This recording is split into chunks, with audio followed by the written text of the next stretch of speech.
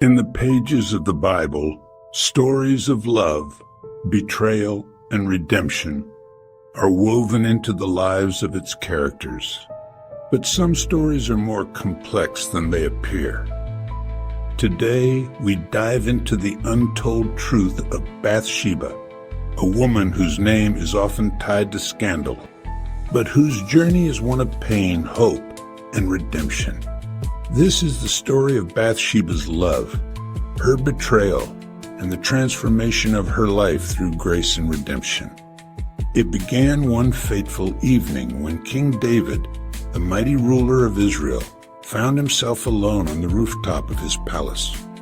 He gazed across the city and caught sight of a woman bathing. She was beautiful, captivating, but little did David know this moment would change the course of their lives forever. Her beauty drew David's heart and attention, leading him to call for her. Bathsheba, a woman of virtue, came to the king's palace, unaware that this meeting would begin a tragedy. For David, what seemed like a moment of desire would quickly spiral into a deep moral and spiritual fall. What followed was a brief encounter that would lead to the betrayal of both Bathsheba and her husband Uriah, a loyal soldier of Israel. Bathsheba conceived a child, and David, desperate to cover his sin, called Uriah back from battle, hoping he would sleep with his wife and thus conceal the affair. But Uriah's loyalty to Israel and his comrades would not allow him to enjoy such comforts while his men fought on the front lines. David's plan was thwarted, and what was once a sin of lust became one of treachery and murder. David arranged for Uriah to be placed at the front of the battle, ensuring his death. Uriah's death left Bathsheba widowed, alone, and with a heavy heart.